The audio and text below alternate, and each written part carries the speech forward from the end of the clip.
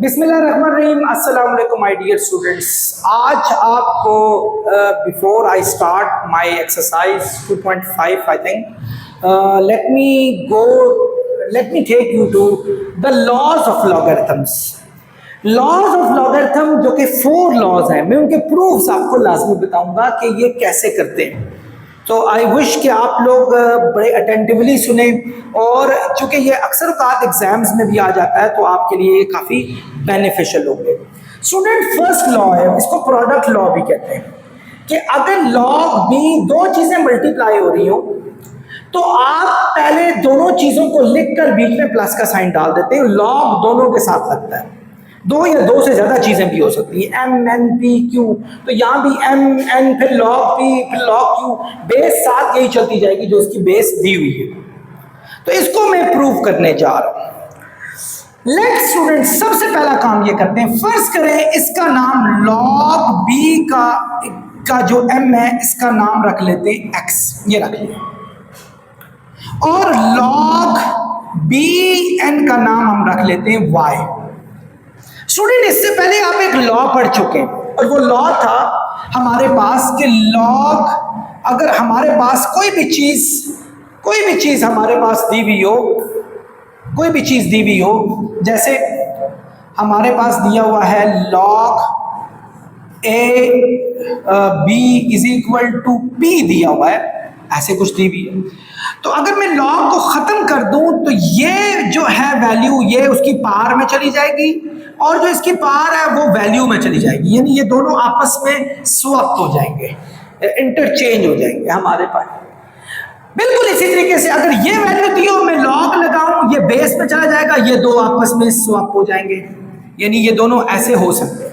ये चूंकि logarithmic form है, और इसको लॉगरिथमिक फॉर्म कहते हैं, इसको एक्सपोनेंशियल फॉर्म कहते हैं। ये लॉगरिथमिक फॉर्म है, अगर मैं इसको एक्सपोनेंशियल फॉर्म में ले आऊं दोनों को, यानी इसको भी और इसको भी, दोनों को, तो ये आ जाएगा बी एक्स, यानी ये दो आपस में स्वैप हो जाएंगे, यानी ये एम इधर आ गया, इसी तरह बी वाई एन इधर आ गया हमारे पास, ये हमारे पास आ गया। इसको इक्वेशन नंबर 1 का नाम दे दें, इसको इक्वेशन नंबर 2 का नाम दे दें, और इन दोनों इक्वेशंस को आपस में मल्टीप्लाई कर लें, यानी मल्टीप्लाइंग बोथ इक्वेशंस।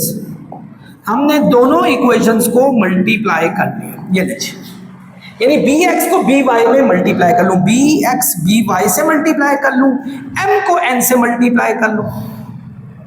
आपको पता है जब बेस सेम हो तो पावर्स हो जाती हैं ऐड, यानी ये पावर्स इसकी ऐड हो जाएंगी, ये आपने पढ़ा, अगर बेस सेम हो तो पावर्स ऐड हो जाती है। ये हम इसको ले आए स्टूडेंट किसमें, एक्सपोनेंशियल फॉर्म को एक नई एक फॉर्म में ले आए जब इन दोनों को मल्टीप्लाई कर दिया। स्टूडेंट आप देखें जरा इधर से, अगर मैं दोबारा इसको लॉगरिथमिक फॉर्म में लाऊं, यानी ब्रिंगिंग इन लॉगरिथमिक फॉर्म, यानी लॉगरिथमिक फॉर्म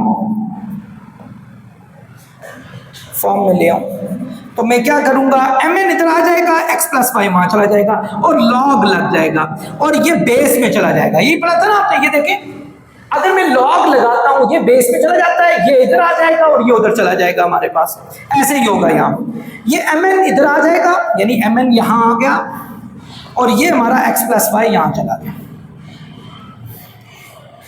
स्टूडेंट, अब एक्स प्लस वाई तो हमने एक्सपोज किया हुआ था, ये हम इनकी दोबारा वैल्यूज फिक्स कर देते हैं जो इसमें ऑलरेडी थी, ये तो हमने एक्सपोज किया हुआ था। एम एन, ये हमारे पास एक्स की वैल्यू दी हुई है log B M, log B M, और ये y की वैल्यू क्या दी हुई है, लॉग बी एन। तो स्टूडेंट ये हमारा, ये देखिए प्रूव हो गया। डियर स्टूडेंट्स, सेकंड लॉ है जिसको क्वोशंट लॉ भी कहते हैं, दिस इज सेकंड लॉ। कि अगर दो चीजें डिवाइड हो रही हो, बेस कोई भी लगी हुई हो, तो वही लॉग बेस के साथ ऊपर वाली प्लस में और नीचे वाली माइनस में लिखी जाती है, लॉग दोनों के साथ लग जाता है। इसका प्रूफ भी बिल्कुल वैसा ही है जैसा प्रूफ आपने प्रोडक्ट लॉ का किया था। हम लेट कर लेते हैं, लेट कि इस लॉग बी एन को हम एक्सपोज कर लेते हैं, और लॉग बी एन को हम वाई एक्सपोज कर लेते हैं, और इन सब को एक्सपोनेंशियल फॉर्म में ले आते हैं। दोनों को। वही हमने इसी तरीके से किया जैसे आपने वो लाया था।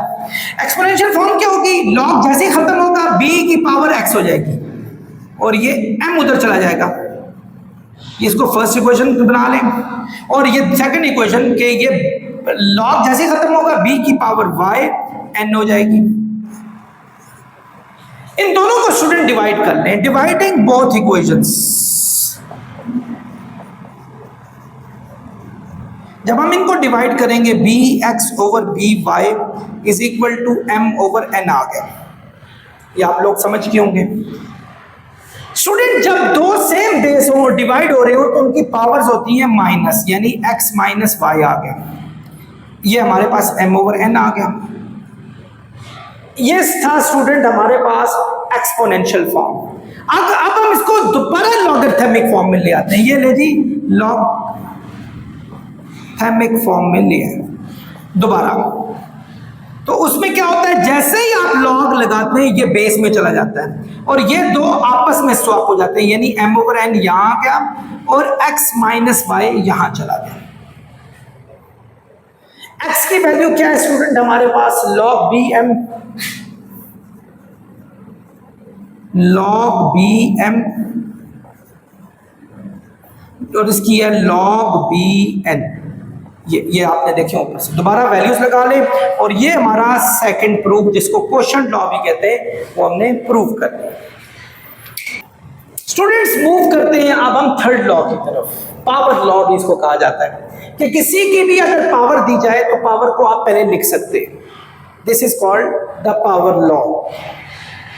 बिल्कुल जैसा हमने पिछला किया था, हम इसको सपोज कर लेते हैं, लेट कर लेते हैं कि लॉग बी की पावर एम का कोई भी नाम एक्स रख लें और अब आप इसको एक्स, ये तो हमारा लॉगरिथमिक फॉर्म है ना, इसको एक्सपोनेंशियल फॉर्म में ले। एक्सपोनेंशियल फॉर्म क्या होगी स्टूडेंट, एक्सपोनेंशियल फॉर्म b की पावर x हो जाएगा m के, यानी ये दो आपस में स्वैप हो जाएंगे। ये हो गया। चूंकि हमने पावर n सप्लाई करनी है तो हम लिखते हैं taking n power on both side, दोनों साइडों पे ये n पावर ले ले और हमारे पास क्या आएगा, इसकी भी पावर n ले ले, इसकी पावर भी n ले ले, यानी यही mn। तो ये हो जाएगा bnx, क्योंकि पावर आपस में मल्टीप्लाई हो जाएंगी और ये m की पावर n आ जाएगी हमारे पास। अब आपने क्या करना है, दोबारा इसको, यानी क्या आया था आपके पास, bnx is equal to m power n आ गया। ये था हमारा एक्सपोनेंशियल फॉर्म। दोबारा इसको लॉगरिथमिक फॉर्म में ले आए। जब हम लॉगरिथमिक फॉर्म में ले आएंगे ये दोबारा बेस में चला जाता है और ये दो चीजें स्वैप हो जाती हैं, यानी m पावर n यहां आ गया और nx वहां चला गया, nx यहां आ गया, यानी ये दो आपस में स्वैप हो जाएंगे। अब x क्या सपोज किया था, log bm, तो इस जगह पर लिख ले log bm। तो ये हमारा प्रूव हो गया लॉ नंबर 3, जिसको पावर लॉ भी कहते हैं। ये देख लें आप। डियर स्टूडेंट्स, हमारे पास लॉ नंबर 4 है कि log bm is equal to होता है log am, यानी ये जो बेस है ये डिनोमिनेटर में जाएगी log ab और ये न्यूमिनेटर में जाएगी। यहां एक और बेस नहीं आ जाएगी, कोई भी हो सकती है लेकिन दोनों सेम होनी चाहिए। तो ये लॉ बिल्कुल प्रूव्ड है। हम लेट कर लेते हैं, लेट कि log b ये जो है m, इसका नाम रख लेते हैं x, ये रख लेते हैं। तो आपको पता है ये इसकी लॉगरिथमिक फॉर्म है। जब हम इसको एक्सपोनेंशियल फॉर्म में लाएंगे तो ये b की power x is equal to हो जाएगा m के, ये आ जाएगा। आप सब जानते हैं इसको। अब फर्ज करें चूंकि हमें log a एक नई बेस चाहिए, हम दोनों साइड पे applying log a on both side, यानी log बेस a दोनों साइड पे अप्लाई कर देते हैं, यानी यहां भी अप्लाई कर देते हैं log a b power x और यहां भी अप्लाई करते हैं log a m। आप एक काम दोनों साइडों पे कर सकते हैं, ठीक है, ये कर दिया। अब उसके बाद आपको एक लॉ नंबर 3 मैंने कराया था जिसमें पावर जो होती है वो पहले आ जाती है। ये देखें, इसकी पावर पहले आ गई, यानी x log a b और is equal to log a m आ गया हमारे पास। और स्टूडेंट x की वैल्यू ये देखें, यहां से log bm लगा दें, यानी log bm, अच्छा ये लगा दी x की वैल्यू, और ये log ab is equal to log am आ गया हमारे पास। log bm ये हमने फाइंड करना है, ये यहां क्या हो रहा है स्टूडेंट, मल्टीप्लाई हो रहा है। जब आप इसको वहां जाके शिफ्ट करेंगे तो ये जाकर हो जाएगा डिवाइड, log am, और ये यहां जाके डिवाइड हुआ log ab। तो स्टूडेंट ये हमारा फोर्थ लॉग है। आई होप आपको सारे लॉज अच्छे तरीके से समझ आए होंगे और आपने एंटरटेन किए होंगे।